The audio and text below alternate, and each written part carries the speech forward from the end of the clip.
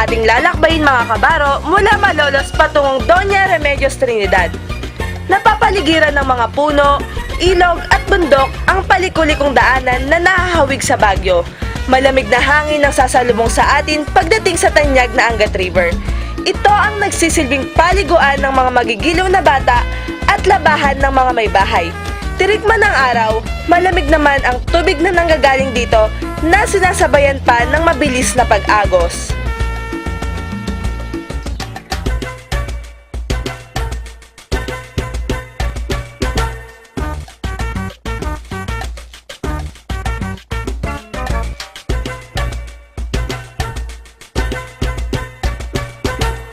Akyatin naman natin ang lugar ng DRT. Tanaw mula sa view deck ang mahabang ilog na may mga naglalakihang bato na nahahaluan ng mineral. Makikita rin dito ang babang bahagi ng Bulacan kasama na ang bulubunduki ng Sierra Madre na sumasanggalang sa mga alon at bagyo na tatama sa ating lalawigan.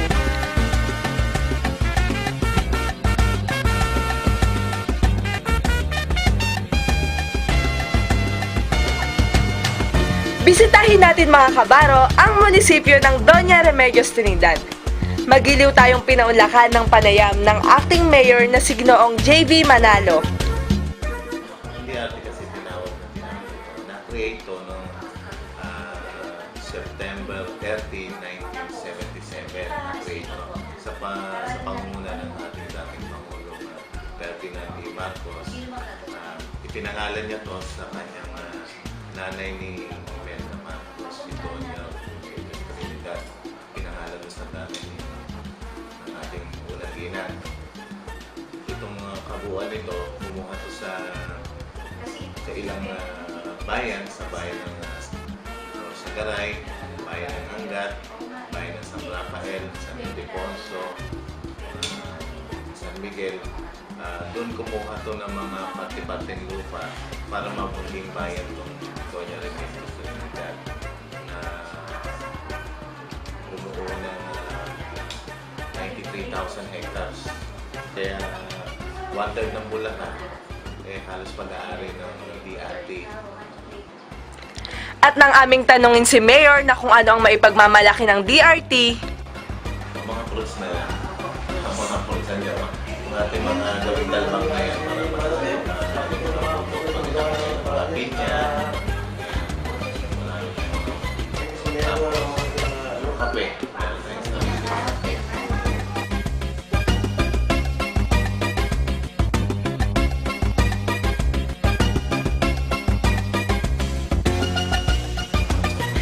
dito sa munisipyo namin naabutan ang paboritong merienda tuwing tag-araw. Mga kabaro, dito na po natin matatagpuan sa Doña Remedios Trinidad ang halo-halong nilalako. Ang halo-halong lako ni Mang Mario. Halo-halong 5 piso, 10, 15 at 20. Ito na yata ang pinakamurang halo-halo na matitikman natin mga kabaro. Pero ang mas nakamamangha pa rito ay ang paraan ng pagtitinda ni Mang Mario. Ang halo-halong nilalako. Halos kompleto sa sahog ang mabentang halo-halong ni Mang Mario, na siya mismo umano ang gumagawa at nagluluto ng ube, gulaman, beans, sago at pinipig. Sinusuyod ng tindero ang buong DRT gamit ang kanyang bimotor na sidecar. Ayon kay Mang Mario, hindi raw mahalaga ang murang presyo ng halo-halo dahil sulit naman at ubos daw ang kanyang tinda araw-araw at madalas ay kinukulang pa. At masarap! Sabihin, pinubola natin siya. Sarap! Sarap! Masarap! Malakap! Makasaya naman tayo sa piyesta ng mga tiga-Talbak DRT. Masaya at kakaibang piyesta ang hatid ng Barangay Talbak. Bawat bahay ay may handa at hindi mawawala doon ang malinamnam na buko juice na tunay ngang papawiin ang ating mga uhaw. Bawang lahat ng pamilya ay nagyayaya at bukas ang tahanan sa mga gustong sumalo sa kanilang inihandang pagkain.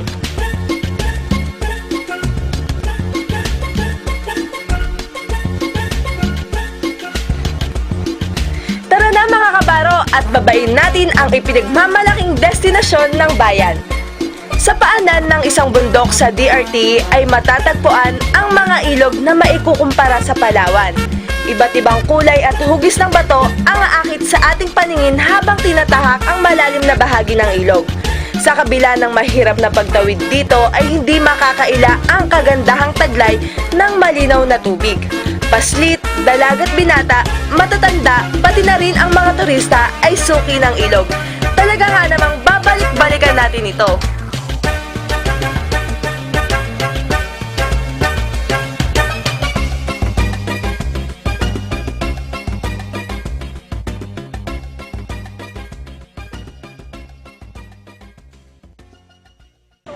Preskong-presko ang hangin dito sa Santa Lucia, Angat, Bulacan dahil sa napakaaliwalas na paligid. Makikita nga natin dito na napapaligiran ito ng mga bundok na punong-puno ng mga puno. Makikita rin natin ang napakalinaw na tubig ng Angat River na kung saan ay pwedeng paliguan ngayong summer. Ang tubig mula dito sa Angat River ay nagmumula sa Angat Dam pababa sa Bustos Dam. Bakit po kayo naliligo dito sa Angat River? Kasi po libre na, mura pa. Tapos yung tubig niya nakaka-relax, promise. Ang ganda! Kuya, ano pong ginagawa niyo po dito sa Angat River? Bali, naliligo kami rito ang halos everyday. Bakit po? Kasi dito napakalinis. Kung nagsasawa na kayo sa mga nakasanayang resort at swimming pool tuwing tag-araw, ay panahon na para matikman nyo mga kabaro ang nakakabilib na tanawin at isang summer na may halo-halong likha ng saya at natural na kayamanan ng kalikasan. Tunay ngang ang Doña Remedios Trinidad ay last frontier ng Bulacan.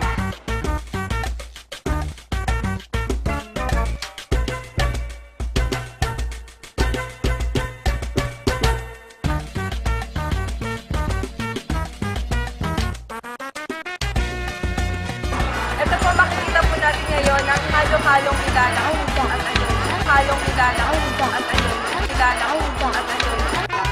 Video to pre. Video pa yan!